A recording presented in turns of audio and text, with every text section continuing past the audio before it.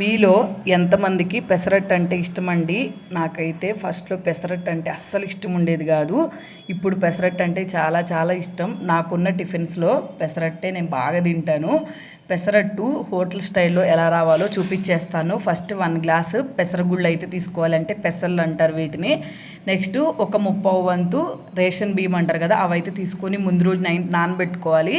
తర్వాత వీటిని బాగా వాష్ చేసేసుకొని మిక్సీ జార్లో వేసుకోవాలి.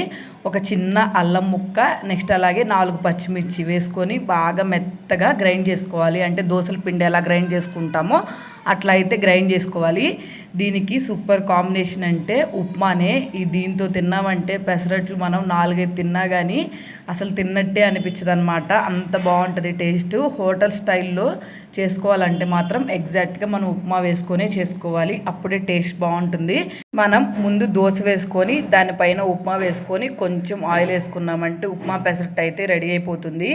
నేనైతే ఈ దోశలో కాంబినేషన్గా వేరుశనగల చట్నీ అయితే చేశాను. మీలో ఎంతమందికి పెసరట్టు ఉప్మాతో తినటం ఇష్టమో కింద కమెంట్ సెక్షన్లో కమెంట్ చేయండి. అలాగే నా వీడియో మీకు నచ్చితే మాత్రం వెంటనే సబ్స్క్రైబ్ చేసేసుకోండి.